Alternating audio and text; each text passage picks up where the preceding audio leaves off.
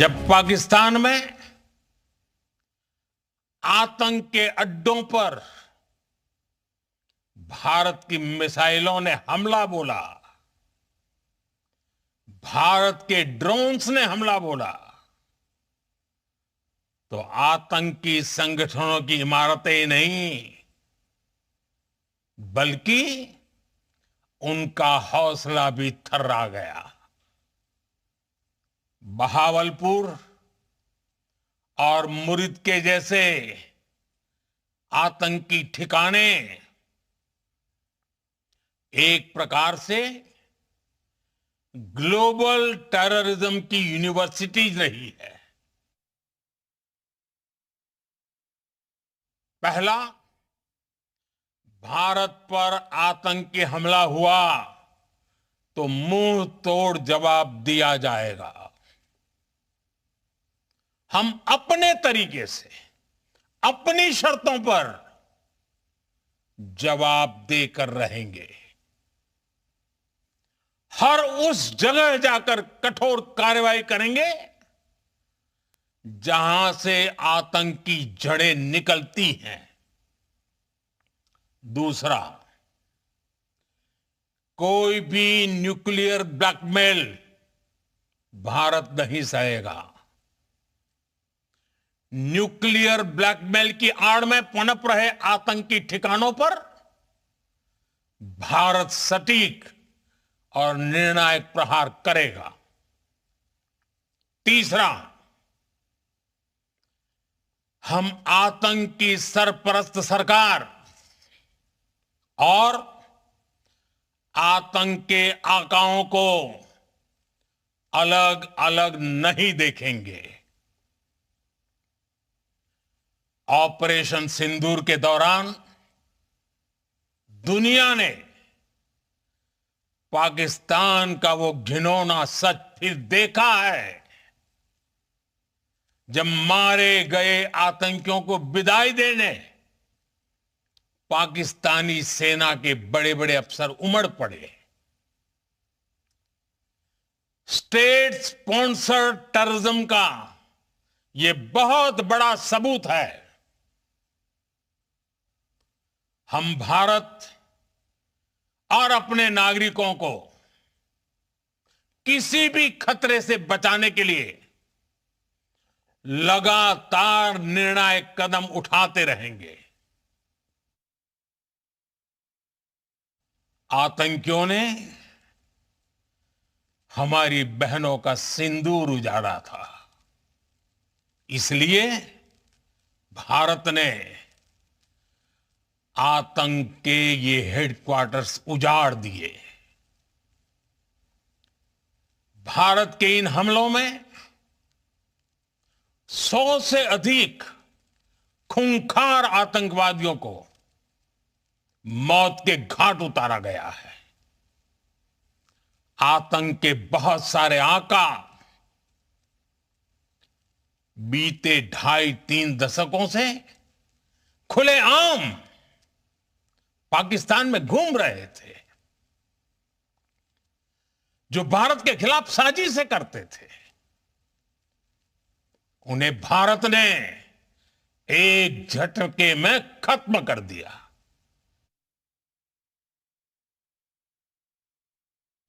हमने आतंकवादियों को मिट्टी में मिलाने के लिए भारत की सेनाओं को पूरी छूट दे दी, और आज हर आतंकी, आतंक का हर संगठन जान चुका है कि हमारी बहनों बेटियों के माथे से सिंदूर हटाने का अंजाम क्या होता है। आज बुद्ध पूर्णिमा है। भगवान बुद्ध ने हमें शांति का रास्ता दिखाया है। शांति का मार्ग भी शक्ति से होकर जाता है। मानवता शांति और समृद्धि की तरफ बढ़े, हर भारतीय शांति से जी सके, विकसित भारत के सपने को पूरा कर सके, इसके लिए भारत का शक्तिशाली होना बहुत जरूरी है और आवश्यकता पड़ने पर इस शक्ति का इस्तेमाल भी जरूरी है। और पिछले कुछ दिनों में भारत ने यही किया है। तो चलिए आप विश्लेषण करेंगे प्रधानमंत्री नरेंद्र मोदी के इस देश के नाम संबोधन का। हमारे साथ खास मेहमान हैं और उन मेहमानों का रुख कर लेते हैं। आपको बता दें कि retired major Virat Mishra defence expert है, अरविंद जैतला के राजनीतिक विश्लेषक है। पहले डिफेंस एक्सपर्ट से मैं रिटायर्ड मेजर विराट जी से मेरा सवाल होगा। मेजर साहब, आपने पूरा भाषण उनका सुना, सेना के बारे में उन्होंने बात कही, उनके शौर्य गाथा का जिक्र किया, पाकिस्तान को जवाब देने की बात कही, कहा कि ऑपरेशन स्थगित हुआ है यानी रुका है लेकिन आगे भी जारी रह सकता है। एक डिफेंस एक्सपर्ट, एक रिटायर्ड मेजर होने के नाते आप इसे कैसे देखते हैं एक सैनिक के नजरिए से? देखिए, प्रधानमंत्री जी ने आज सेना का जो सीना है उसको गर्व से चौड़ा करने का काम किया है जी। इतने समय से भारतीय सेना, जो यहाँ के पैरामिलिट्री बल हैं, चाहे वो बीएसएफ हो या और जो सेनाएं हैं, वो एक साथ कंधे से कंधा मिलाकर पाकिस्तान को मुंहतोड़ जवाब दे रही थी। माननीय प्रधानमंत्री जी ने पहला काम अपने वक्तव्य में किया है, वो है सेना का सम्मान, उसको सैल्यूट करना, उसके सम्मान को और उसके गर्व को ऊंचा करना, अपने लड़ाकों की पीठ थपथपाना, ये काम पहला काम किया है। और साथ ही उन्होंने ये भी क्लियर कर दिया कि इस ऑपरेशन सिंदूर को सिर्फ स्थगित किया गया है, जैसा कि आपने कहा, और पाकिस्तानियों का आगे का रवैया देखने के बाद ही अगला एक्शन तय किया जाएगा। ये बहुत जरूरी बात कही। इनके बिहेवियर में कोई चेंज आता है नहीं आता है, ये सीज फायर वायलेशन दोबारा से करते हैं नहीं करते, उन सारी चीजों को देख के आगे के ऑपरेशंस तय होंगे।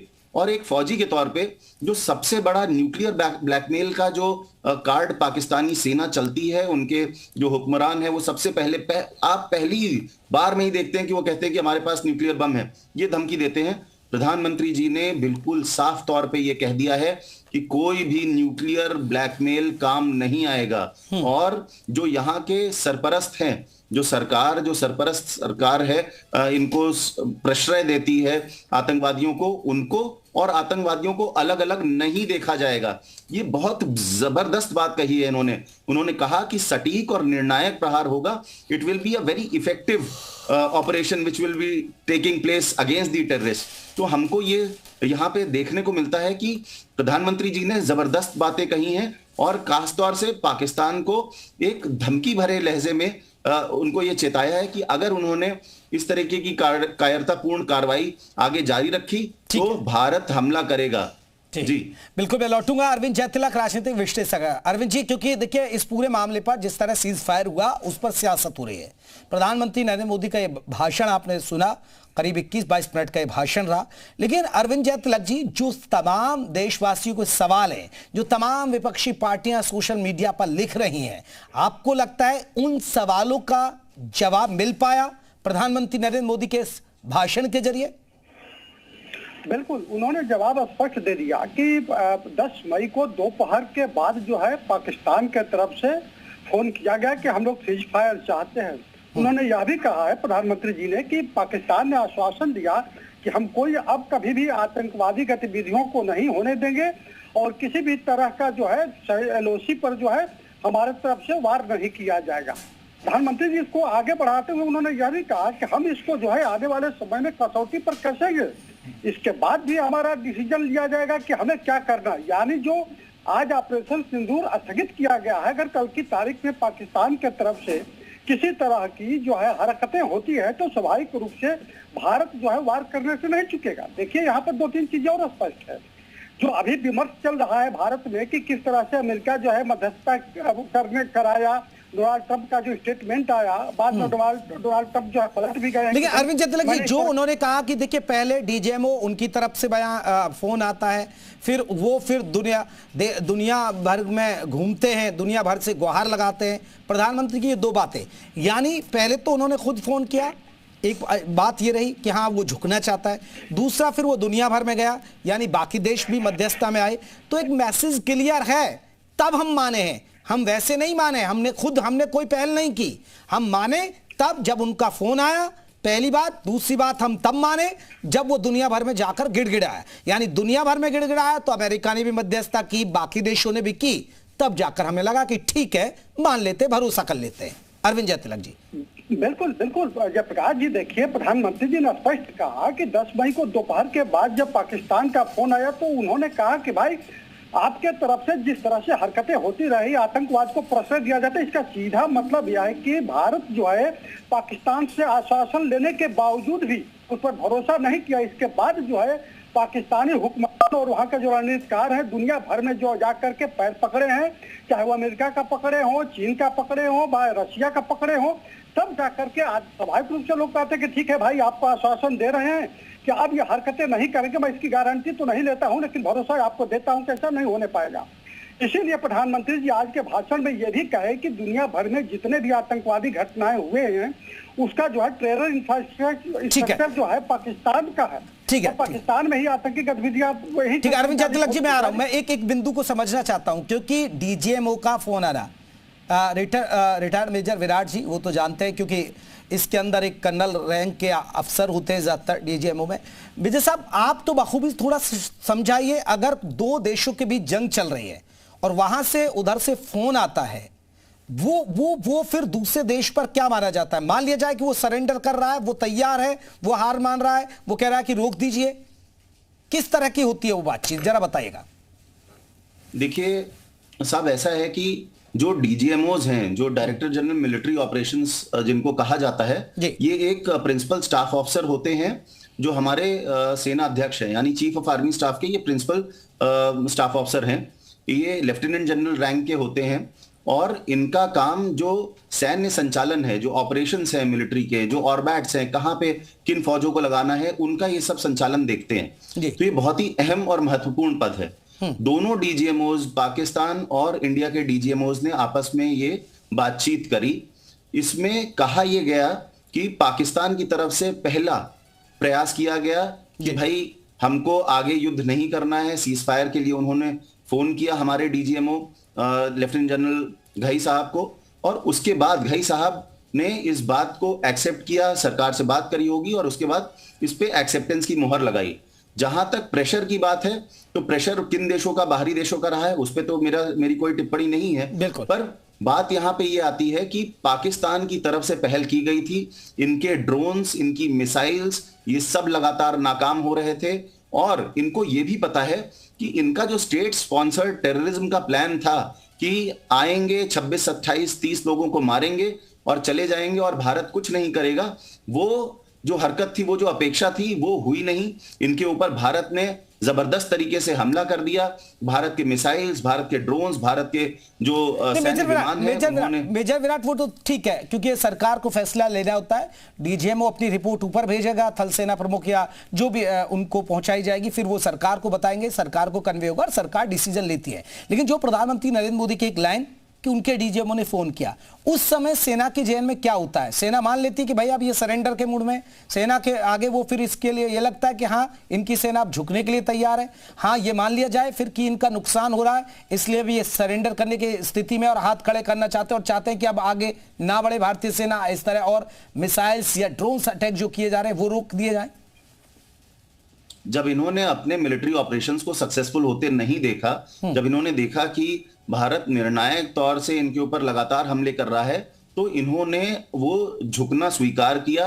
देखिए, पहले जो भी आके क्षमा याचना करेगा उसको ये माना जाएगा कि ये कमजोर हो रहा है, ये जीतने की स्थिति में नहीं है। इस पाकिस्तान को समझ में आ रहा था कि वो जीत नहीं सकता, वो किसी भी तरीके से कन्वेंशनल वॉर हो या चाहे न्यूक्लियर वॉर हो, उसमें भारत से आगे नहीं निकल पाएगा। ऐसी स्थिति में ही इन्होंने ये डिसाइड किया होगा कि चलो भारत से बात करते हैं। जो इनके डीजीएमओ हैं उन्होंने भारत में अपने काउंटर पार्ट को कॉल किया, और ये बात बिल्कुल सही है कि आगे नहीं बढ़ पा रहे थे। इनको पता था कि अगर ये लड़ाई और 4-5 दिन चलती है, हफ्ते भर 10 दिन चलती है, तो ये फंस जाएंगे बहुत बुरी तरीके से। ना तो इनकी आर्थिक स्थिति मजबूत है और ना ही इनके पास उतना असलहा गोला बारूद बचा है जिससे ये आगे की लड़ाई लड़ पाएंगे।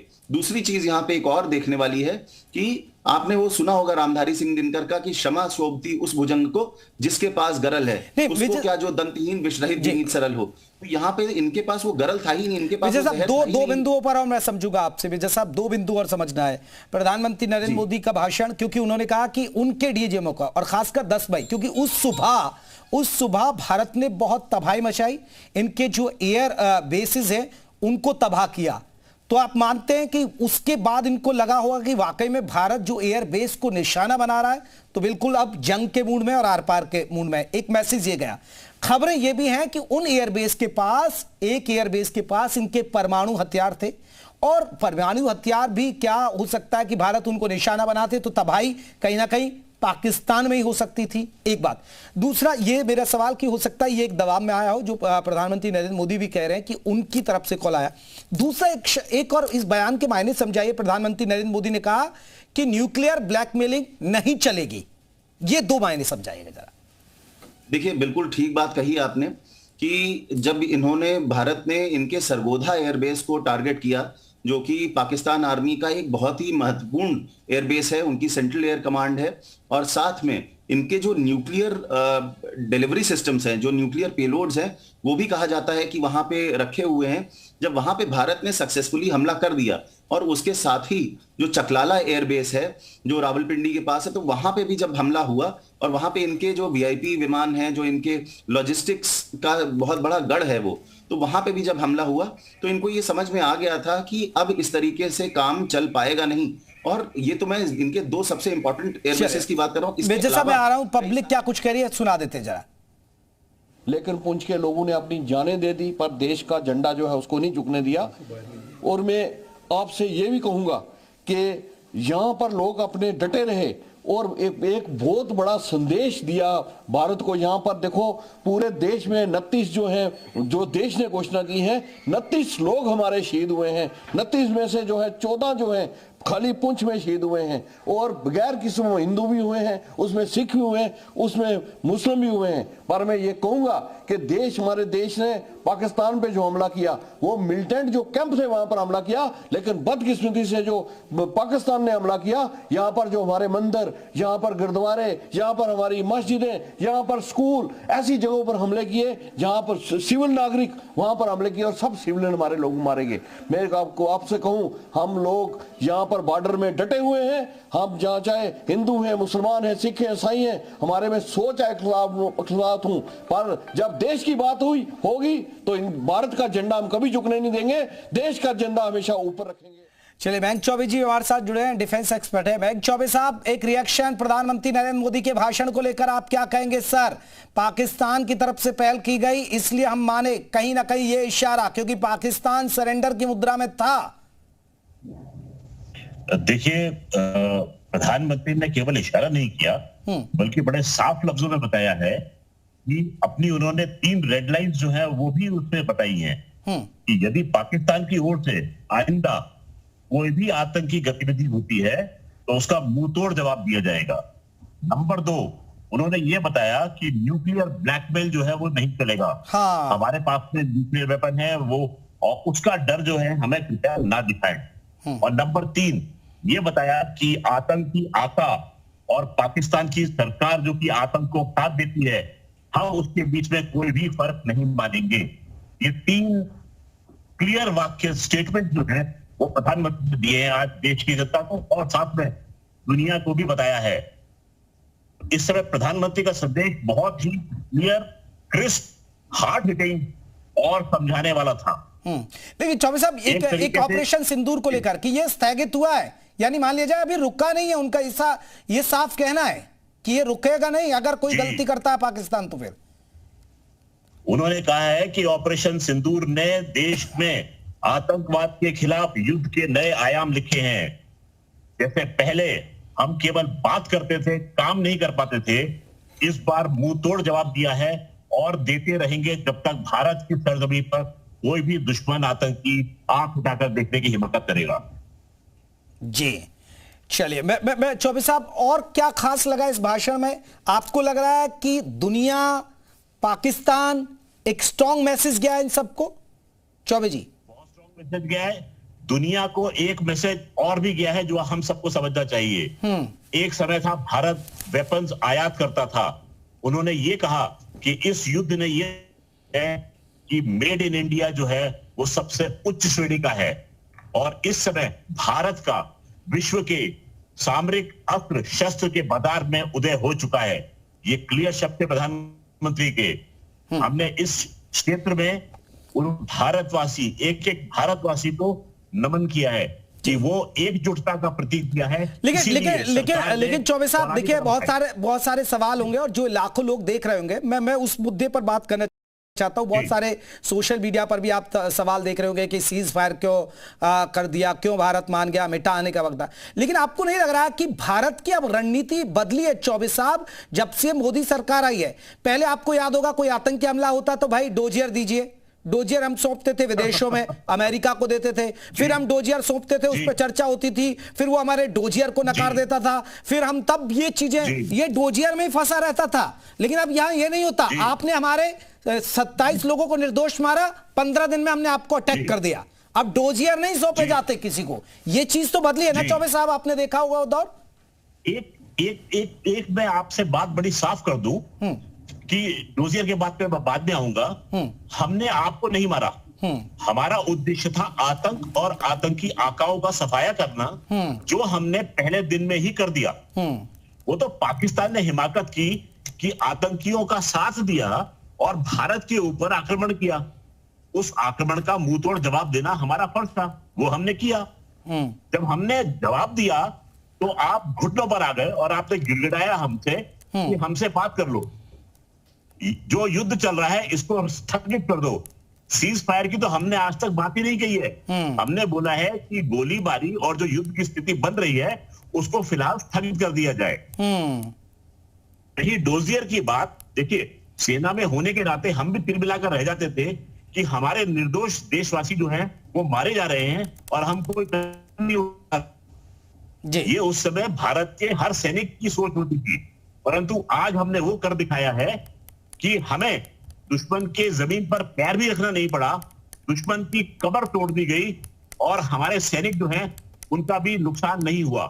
जी, ये बहुत बड़ी बात, बहुत बड़ी बात। मेजर साहब, मेरा आपसे मेजर विराट आपसे भी यही सवाल है। आपको नहीं लग रहा कि हमारी अब जो आतंकवाद के खिलाफ जो लड़ाई है वो अब आर पार की होती है? पहले डोजियर में उलझी रह जाती थी, और अब चाहे वो उरी हमला हो, पुलवामा हो, पहलगाम हमला हो, अब यहां 11 दिन 12 दिन लगते हैं। अब हम किसी विदेश को हम शामिल नहीं करते, किसी दूसरे देश को, कि भैया हम डोजियर आपको सौंपे, डोजियर पाकिस्तान को दें, फिर डीजीओ में लेवल पे बात होगी, फिर दिखाएंगे सबूत, फिर वो हमारे सबूत नकार देंगे। यही चलता रहेगा। ये बिल्कुल ठीक बात, यही होता था ना सर पहले, यही होता था ना, अगर आप मेरी बात से इत्तेफाक रखते हैं ना, यही तो होता था ना पहले। जी बिल्कुल ठीक बात है। भारत बदल रहा है, ये नया भारत है। घर में घुस के तो मारता है, ये भले ही आप कहें कि कोई जुमला है, पर ये जुमला नहीं, ये सच्चाई हो गई है। और सबसे बड़ी बात जो प्रधानमंत्री जी ने कही कि आर्मी और सरकार जो मिलके ये टेररिज्म को खाद और पानी पहुंचा रहे हैं ना, ये चलेगा नहीं। पाकिस्तान अपने ही किए पर की वजह से नष्ट हो जाएगा। उन्होंने बहुत क्लियर टर्म्स में ये बात बोली है। और उन्होंने साथ में एक बात और भी बोली कि भारत को सशक्त होने की जरूरत है, भारत को शक्तिशाली होने की जरूरत है और भारत अब उस शक्ति का इस्तेमाल करने के लिए भी तैयार हो गया है। ये बहुत बड़ा स्टेटमेंट था प्रधानमंत्री जी का। जब आप ये स्टेटमेंट को एनालाइज करेंगे तो आप पाएंगे कि हम उस शक्ति को इस्तेमाल करने के लिए रेडी हैं और आगे भी अब इसको हम बड़ा शक्ति प्रदर्शन करेंगे अगर हमारे ऊपर हमला होता है। जहां तक पाकिस्तान के छद्म युद्ध की बात है तो हम ये देखेंगे इस जो प्रॉक्सी वॉर चल रही है, ये आइडिया की they will bleed India with 1000 cuts की, हर जगह छोटे छोटे हमले करके भारत को हराएंगे, मुंबई पे हमला कर देंगे और भारत के फाइनेंशियल कैपिटल को नेस्तनाबूद कर देंगे। इस तरीके की जो हरकतें हो रही थी अब जबरदस्त तरीके से प्रहार होता है। और बस एक पॉइंट छोटा सा और होगा कि टेरर प्लस टॉक, जो प्रधानमंत्री जी ने कहा कि टेरर प्लस टॉक्स और ट्रेड प्लस टॉक्स, ये अब चलेगा नहीं। खून और पानी अब एक साथ नहीं बहेगा कि आपने सोचा कि आप हमको मारेंगे भी और हमारा खून बहाएंगे और साथ में आपको हम इंडस वाटर ट्रीटी में पानी भी देंगे। भारत ने एक तरफा निर्णय लेकर इस ट्रीटी को उड़ा दिया, खत्म कर दिया है। ये बहुत हिम्मत की बात थी। और आप ये देखेंगे वर्ल्ड बैंक तक ने ये बात कही कि हम मध्यस्थता कर सकते हैं, हम इस मामले में पड़ेंगे नहीं। भारत बुद्ध का देश है, आज बुद्ध पूर्णिमा है।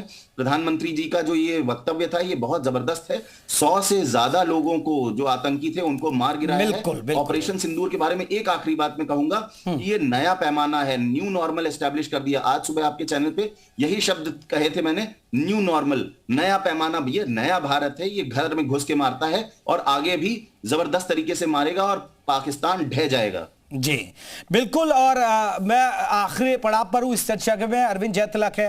अरविंद जी, यहां कोई भी बात होती है वो आप जानते हैं कि सियासी नफा नुकसान देखकर होती है, और फिर अगर अभी तो हम ठीक है सेना के साथ थे, विपक्ष भी खड़ा था, लेकिन सवाल उठेंगे और सवाल अभी भी होगी और अब सियासत ही होगी। इसे सियासी नजरिए से अब कैसा देखा जाए? क्या लग रहा है कि विपक्ष संतुष्ट हो पाएगा उनके जवाब से, या लगता है कि नहीं सियासत होगी चाहे कुछ भी हो जाए? जयप्रकाश जी, एक बात का तो मैं ध्यान आकृष्ट करना चाहूंगा। प्रधानमंत्री जी आज जो है खुफिया जो हमारी टीम है भारत की, ठीक है अरविंद जी मैं थोड़ी सी बड़ी बातें बता दूं दर्शकों को, फिर मैं आपके पास लौट रहा हूं। पीएम मोदी का पाक को सख्त संदेश। बड़ी खबर आपको बता दें, टेरर टॉक और ट्रेड एक साथ नहीं। पिटने के बाद पाक ने हमसे लगाई गुहार, पिटने के बाद पाक ने हमसे लगाई गुहार, फिर दुनिया भर पर रोया है। पहले तो गुहार लगाई, फिर दुनिया के पास रोया है पाकिस्तान। सीज फायर के लिए पाक ने लगाई गुहार, न्यूक्लियर ब्लैकमेल नहीं सहेंगे। ये बड़ी बातें, जो बड़े शब्द हैं। टेरर टॉक और ट्रेड एक साथ नहीं चलेगा, यानी आतंकवाद, बातचीत और व्यापार एक साथ नहीं चलेगा। यूनिवर्सिटीज नहीं है। जब पाकिस्तान देश का सामर्थ्य और उसका संयम दोनों देखा है, मैं सबसे पहले भारत की पराक्रमी सेनाओं को, सशस्त्र बलों को, हमारी खुफिया एजेंसियों को, हमारे वैज्ञानिकों को, हर भारतवासी की तरफ से सैल्यूट करता हूं। तो चलिए, मैं माफी चाहूंगा सर, आपकी बात पूरी नहीं हो पाई। आप सभी मेहमानों का बहुत बहुत शुक्रिया। तो हम यहीं चर्चा को खत्म कर रहे हैं। नमस्कार।